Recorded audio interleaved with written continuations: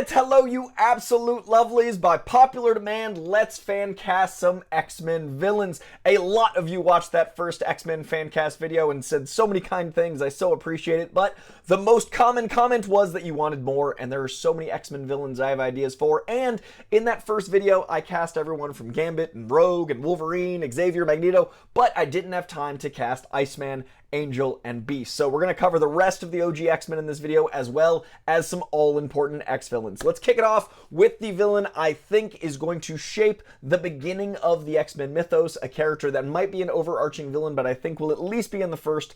I think we're getting Mr. Sinister. Now, Mr. Sinister is a villain that manipulates genes. He is a villain who is obsessed with Jean and Scott. He is a villain who almost was in like half of the later Fox X-Men movies, and that's very common. If you look at the Spider-Man movies, whoever was going to be the next villain, they've kind of incorporated into the next wave. In Spider-Man 4, we almost had Vulture, and that turned into the first villain in Tom Holland's Spider-Man. We almost had Mysterio in the Sam Raimi ones. We got Mysterio. So I do know that a lot of times when there's previs and there's ideas set up, they do save them for new iterations. So Mr. Sinister is all but a lock. I think he also suits what they've set up with Spider-Man Brand New Day, with lots of gene splicing and manipulation, pun intended, all sorts of things that can lead to what us fearing the X-Men can mean for Reavers and all sorts of things like that. But Mr. Sinister himself, I think, should be Antony Starr. Now, Mr. Sinister is one of the biggest divas in the game. He is sassy, he is full of panache, he is a swashbuckling in his own mind Lothario.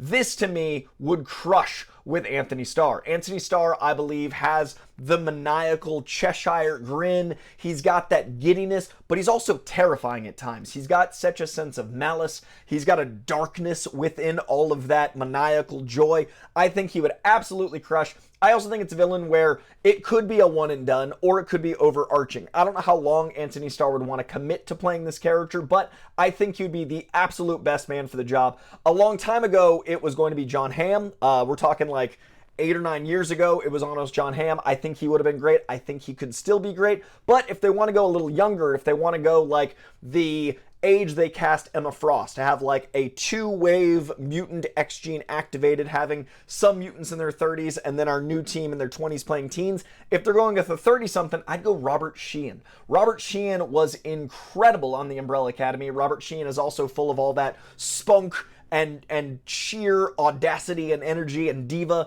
I think all of that would really work for the character. I think he'd have a lot of fun being playful, being malicious, being just having a great old time. So I think if they go young, Robert Sheehan. If they go with the X gene being activated a little longer and having an older, I think Antony Starr is absolutely perfect. I think Michael C. Hall could also crush. If you've seen Gamer, this is a very Mr. Sinister-esque character. There's a lot of people, but Antony Starr, Robert Sheehan, Matt Smith, Michael C. Hall are some of my picks. Let's go over to Mystique. Mystique is an all but lock for this first film. We know that Indy Navarrete wants to play her. I think I've got that name right. I'm so sorry. But Starb's obsession, she is absolutely incredible. She is so capable of manipulating emotion with her face in moments. She can turn it on and off. She'd be an incredible spy. Mystique is so many things, but most of all, Mystique is versatile. Most of all, Mystique is able to infiltrate and be duplicitous. There is no greater example of dichotomy and duplicitousness in this year's acting than Inda Navarrete. And I will get her name right at some point. And she, I want to say, wants it most. Like, she's been public, she's gone out in interviews, and when talking about like what she'd want to do next, has mentioned Mystique by name.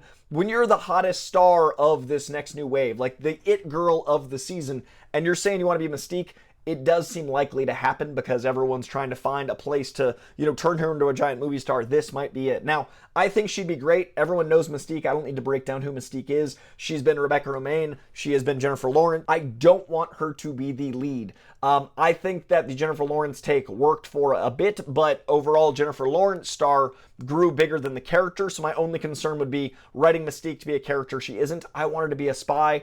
I would love her to be Nightcrawler's mother. If they have X genes being activated long enough, that would work. That would be an interesting element. There's a lot of stuff with her relationship with Sabretooth, how that reflects certain government officials I don't want to give away, but there's a lot of elements in Mystique. Now, that is the popular fan cast now. My pick would be Emma Darcy. Emma Darcy is one of the best actors working. They're in House of Dragon season 1, 2, 3. I don't know how many seasons we're in, but House of the Dragon has Emma Darcy, and the way they're able to present with masculine and feminine attributes, the way they're able to convey a hyper masculinity as well as a extremely strong femininity, that's Mystique. Mystique is literally someone that transforms into men and women and presents both as their character. I would love to see an actor portray someone that, even when they're not blue, has both attributes. And I've never seen anyone convey quite that strength and talent and sheer gravitas and conviction in both versions of how they're presenting. It's amazing, and it's so specific. So Emma Darcy is my pick. There's so many people. Like I said, Matt Smith for Mr. Sinister very briefly. I don't think he'd want to do it. You know, he's doing Star Wars, he's got some franchise stuff. But there's so many people in House of Dragon that I think would apply to this world. And even my next pick of Sebastian Shaw, I thought of a few people from there, but I didn't want to just do House of the Dragon and, you know, stick to one cast. But let's talk about Sebastian Shaw. So Sebastian Shaw is the yin to the yang of the White Queen. So the White Queen we know is in this because Samara Weaving is confirmed. We need someone else to represent the Hellfire Club, and we did get a take on Sebastian Shaw. My personal favorite X-Men movie is X-Men First Class. I think that what they did suited that world. It is, like I said, my favorite Team X-Men movie, but it's not really Sebastian Shaw from the comics. The Hellfire Club got dabbled into, but I would love to see a very accurate world of this crazy, elite, hidden 1% mutants that are upset that Jean Grey basically revealed their existence. Like, I think there's something to be said for a community that is upset about being exposed, that has a lot of power, manipulation, and control. We need Sebastian Shaw to represent a pure evil if Emma Frost ever comes to the side of good. The Black King is very, very formative to the Hellfire Club and his power set, and the way he is in the Claremont Byrne era of X-Men, so important. I would cast Rufus Sewell. Now, Rufus Sewell is not a household name, but he should be. I know him from A Knight's Tale. You might know him from The Man in the High Tower. He just has this ability to be so malignant, and you just immediately can hate this guy. He's a lovely guy in person. I've interviewed him. He's a delight. But he just has this way about him, this arrogance, this pompousness, this sheer, like, bleh, where he feels like old money, but in, like, a very awful, bad lineage way. And I can see the mutton chops on him, and that's Sebastian Shaw. I want someone that feels like they've been around for a very long time, that comes from a line of people that think they're better. He was actually my pick, personally, for Doom for a long time. I think he'd be great. And sticking with A Knight's Tale, another of my picks is James Purefoy. James Purefoy is another person that has that regality and that old lineage era feeling, someone that feels like they're above. He plays a knight often. I think he'd be exceptional as well. If they want to go a little younger, I think Himesh Patel. He is a scene stealer in every Nolan movie. He recently is like one of the main leads of the Odyssey and didn't get nearly the press he deserves. He's acting his eyeballs out with Matt Damon most of the movie. He's like the number 2 guy to Odysseus. This guy is incredible. He has the conviction. I can see him with the chops. He also has that thing where I could see him playing like a pompous dick. He's great in Inception. He's amazing. So Himesh Patel, if they want to go a little younger, James Purefoy and Rufus Sewell a little older. I think this is an opportunity where if they want the X-Gene to have been around a little longer, and they want someone that's kind of gross about his relationship with Emma Frost, this would be an opportunity to age him up a little and show a little bit longer X-Gene activation. So we're going to move along a little quicker because I spent a decent amount of time on those first 3. Omega Red, I finally want in the X-Men. Omega Red is probably the character I want most as the villains, because Omega Red should have been in that OG era of X-Men. He's a character I think could really speak to a lot of our fears of what international mutant cabals are doing, how that's going to relate to how the Americans perceive mutants. I think there's a lot of, like, you know, Red Scare era stuff in the 80s that could be really interesting to bring into a modern interpretation. Omega Red is also kind of like not like a super soldier, but in that same vein, a creation of experiments, which could tie into Weapon X, which could tie into, not directly, I wouldn't want a Weapon X experiment, but like the experimentation of mutants, what we've met with Tremel Tillman and how he's experimenting through the DODC. They could do those elements, but how much more harsh it is without any government oversight. There's a lot to be done there. Omega Red also, I think, could be a great, like, introductory villain. Doesn't have to be like a big overarching villain. I would love Oleg Taktarov. I cannot pronounce names today. Oleg Taktarov is a UFC fighter that just looks like Omega Red to me. I loved when GSP was in The Winter Soldier as Backdrop the Leaper, as kind of like an opening villain. Getting someone that actually moves like a fighter by casting George St. Pierre, an actual Leaper, to play Batroc was amazing, and he can act. This guy, Oleg, has popped up and stuff, but he looks pure Omega Red to me, and I think having a brawler in this role would add a lot of physicality that would show a physical threat to the X-Men. They also could go with someone that is an actor who is a force of brute nature, someone that is physically impossibly intimidating, and that is Martin Ford. So Martin Ford is recently Shao Kahn in Mortal Kombat, and he added so much depth to a character that could be very 2D. Obviously, there's some mustache twirling kind of villainy in this, but overall, there was an actual character under all of that insane makeup. I think that'd be an incredible Omega Red. He's probably my first pick. If you want him to be a character with more than a few minutes of screen time, if you actually want him to have an arc, I'd go with Martin Ford. And if you want him to be a brawler that just gets a power scaling setup for the X-Men, I'd go with Oleg from the UFC. I also think at some point they should do a Reverend Stryker. That could be another video. I think that we could do a Sabretooth, and that should be introduced in a Wolverine property. That could be another video. So if you guys want to see more X-Men villains, I wanted to start with the ones I think we're getting, and that's going to be Mr. Sinister, Mystique, Sebastian Shaw, hopefully Omega Red. So let's talk the rest of the original Founding 5 X-Men. We've already talked about a lot of them in the last video, but there are 3 remaining in the musts for that Founding 5. We got to talk Beast, we got to talk Iceman, we got to talk Angel. I'm going to kick it off with my favorites of the Founding 5 that isn't Scott or Jean. Let's talk about Iceman. Now, Iceman is a very tricky character to cast because he's got to have a lot of quips, he's got to be funny. I've always seen it as a bit of a defense mechanism because he's literally ostracized from his family, so you've got to have sympathy for him, but he's a sweetheart at his core, and he goes through so much. So this actor, I think, needs to be able to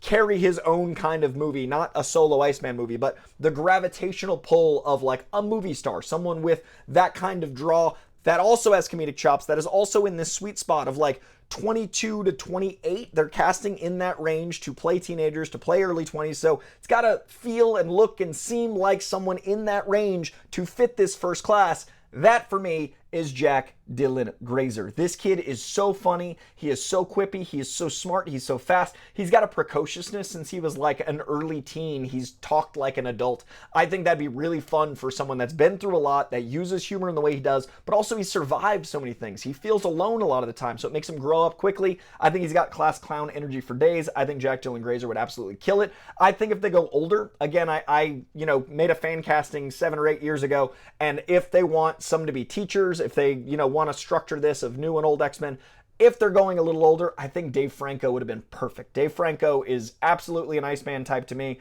I think he's hilarious. If they want to go even older and have him as a professor that is like another year, Kieran Culkin also has the Iceman energy. But if we're sticking with the core class age of those 20s, Jack Dylan Grazer for sure. Over to Angel. Angel, I've got a few interesting picks because he is someone who I'd originally had as Michael Ealy. Back when I fan cast this a while ago, I think Michael Ealy would have been so interesting. He's one of those people that's so pretty that there's like an etherealness to him, and I think that's important for Angel. I think Angel needs to be old money. He needs to have an ethereal nature. I think he needs to be a little like stoic and removed. Like there needs to be a little bit of distance from him. Like he always carries himself in kind of a distant way.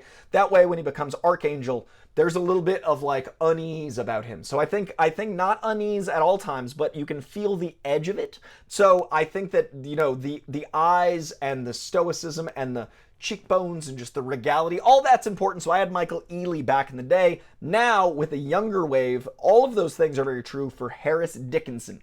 Harris Dickinson, I think, looks like Angel. He's got the height. He's got that bred old money energy. This is Warren Worthington III. He is amongst a line of Warren Worthingtons. He's got to come from billionaires. He's got to just have a pomposity. And I think Harris Dickinson's an incredible actor. I think he can play Angel, evolve into Archangel if they go that direction. I think he can carry a movie. I think the core 5 are very important, and I want all 5 to have very different energies, right? Kit Connor and that leadership, but also vulnerability is very important. The way we have Sadie Sink as very strong and guarded is very important. The way we then go into a class clown energy with Jack Dylan Grazer, then Harris Dickinson, there's no energy that kind of feels familiar yet. Harris Dickinson has, an authority in a very different way. He's got a stoicism and, like I said, a regality. I think Harris Dickinson would be great. If we want to go in a slightly different direction, but keeping that beauty, keeping that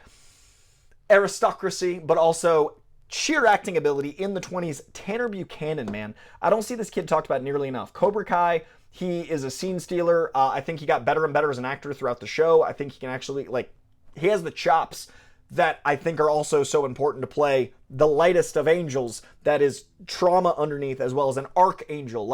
I'd be curious to see his dark side. I think he's a pretty kid. So I think that, you need all those details to be what Angel becomes and is. And then if we want to go full preparing for Archangel, my final pick is Asa Germain. Asa Germain? Not sure how to pronounce it. But this dude was in Gen V. He was rumored for Cyclops for a little bit. People were saying Asa Butterfield, but I'm pretty sure it was always this Asa. He's great in Gen V. He's very intense. He's very removed. If they want to have an Angel that is kind of already planting the seeds for Archangel, someone that kind of stays distant, someone that is angelic, but in the Old Testament, intense angels, but then as the one that's kind of hiding in the rafters, and then becomes Archangel, and you're like, well, that makes sense. He was always a little off.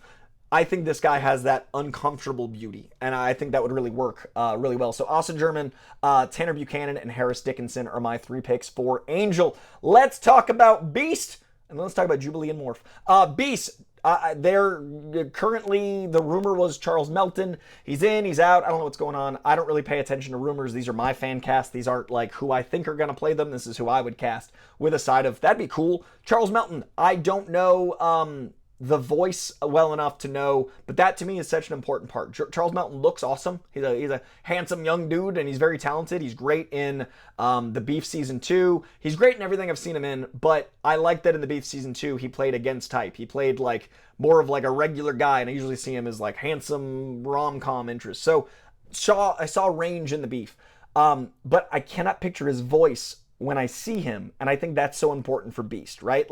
He's going to be blue and under lots of makeup, or hopefully not CGI, but covered for a lot of his screen time. So you need the voice, you need that science jargon, you need someone that can say all sorts of scientific theorems as well as oh my stars and garters. Very tricky line, but the voice is so iconic. So we have Charles Melton as a maybe. Back in the day, I would have cast Joel Edgerton. Joel Edgerton is my dream Beast. He's got the physicality. After I saw Warrior, I was like, this guy is Beast physically. He's got that wrestler build, obviously, but he's also just got a way about him where he moves in the way I see Beast moving, and his voice is great. If you guys haven't seen Train Dreams, do yourself a favor, but also Warrior, my favorite sports film of all time. Joel Edgerton has that wisdom, conviction, articulation. He's fantastic. But it's on the older side. That's not going to work unless he's a professor. I'm going to go with a guy that's just on the edge of too old, because I couldn't think of anyone in their early 20s for this, or mid-20s. I don't know that generation as well. But if you're okay with 30s, because they're going to be under makeup, Jesse Plemons, man. Jesse Plemons is one of the best actors in his generation. Jesse Plemons could absolutely deliver this crazy dialogue. He's got a real Hank McCoy energy when he's not in makeup. I could see him just bopping around as Beast. He's so lovable, he's so endearing, but also there's a darkness to him. You can turn that darkness on. Beast goes some dark places at times. This man can deliver dialogue too that no one else could do. This is the man who wonders how that could possibly be profitable for Frito-Lay. This dude's incredible. So Jesse Plemons would be my slightly too old for what they're doing, but maybe because of the makeup it would work. I think he'd be fantastic. But honestly, I'd love to know your thoughts on Beast, because I don't know a lot of mid-20s actors that have the voice, the physicality, the articulation, the energy. Beast is a tricky one, so I would love to know your thoughts. And do you if they do get Charles Melton, if that turns out to be true? So let me know about Charles Melton and who your Beast fan cast is yourself. Let's quickly talk Jubilee and MORPH, because this is a long video. Jubilee, I think, is very important for a certain generation's X-Men. She's a millennial, icon. I think the 90s are back in a big way. I do think the Lone Wolf and Cub element would be interesting. So, with Lone Wolf and Cub, I wouldn't bring in Wolverine right away. So this could be possibly an X-Men 2. I'd bring in Jubilee when you've already got an established Wolverine, because I do think that relationship is key.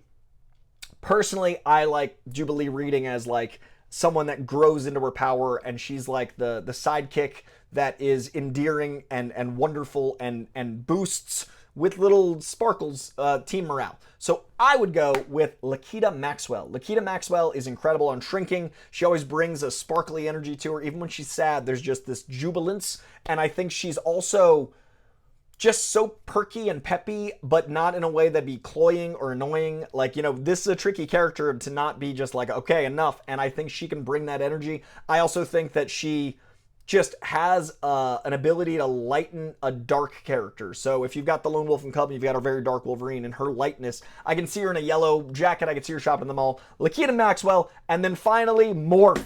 MORPH is a very tricky character. This time travel casting, if age wasn't a thing, if they would cast any range, he's 34, he's just too old for the 20s, but he plays young. Jack Quaid would be such a good MORPH. His voice is perfect. I could hear it right now. He's got the, like, he's tall, long limbs. Like, there's just so much MORPH about this dude. I could see him transforming. I could see him having so much fun, kind of like poking at people. He's such a sweet human being. He's such a kind soul, and that emanates through his roles most of the time. He plays dicks well, too. But, like, he just is this very kind, warm, pleasant guy, like MORPH. And the voice is perfect, and he's got that animatedness. He'd be great. Younger, I think Justice Smith could also do a very incredible job. Justice Smith from Detective Pikachu, from I Saw the TV Glow, from Dungeons and Dragons, man. He's so funny in Dungeons and Dragons. That movie is so slept on. Justice Smith would be an incredible MORPH as well. The comedy, the physicality, the acting chops, the versatility. He's more in the age range that they're going for. So if you're going younger, Justice Smith. If you're going older, Jack Quaid. And those are my picks for the X-Men villains, with a side of a few classic X-Men. So if you guys want to see yet another one of these videos, I have a Reverend Stryker in mind, I have a Sabretooth in mind, I have a Mojo in mind, I have a few more X-Men I could cast. So if this video does well, we'll do another one. It's been fun, and expect a lot out of me with the actual casting announcement. So I'm going to be covering X-Men for the next 2 years until this movie comes out. I think next week or the week after. Give me some time, because I'm going to reread them all first. I'm going to do a what comics to read to get into X-Men, like gateway X-Men comics. And if that does well, I'll do like my favorites, like my favorite X-Men comics. Those are different things, like where you get in, and all-timers are different. But I want to bring comics to the forefront, and it always helps when a movie's coming out, and it always helps if you guys are clicking on X-Men stuff. So if you guys want to see those videos, it'll give me a couple weeks. I've got a lot of work on the plate, but if you guys want to see more X-Men casting as well, if you guys want to see more X-Men stuff in general, please let me know what you want to see in the comments below. Please let me know what you think of these casting choices. Please let me know what you think of the X-Men they end up casting. Let's have an X-Men conversation, because I love them, and this is so exciting for me. If you're still watching this video and you're not subscribed, please hit that subscription bell. I cover movies, I cover TV, I cover comics. I'm now doing fan casting because people dig it. I do lots of stuff with pop culture on this page, but definitely around comic books and genre content. So if that's your jam, hit that subscription bell. Also, like this video while you're pressing buttons. Leave a comment. Let me know who is your favorite of this, who you would cast for any of these characters. Who's your Mr. Sinister? Who's your Mystique? Who's your Shaw? Who's your Omega Red? Who's your Angel Beast? Who's your Jubilee? Who's your Iceman? Let me know in the comments below. I appreciate you guys. These are so much fun, and thank you so much for the support and the growth in this page. It's been so much. We're going to hit 75K in no time. I love you guys. Thank you. I appreciate you. Bye.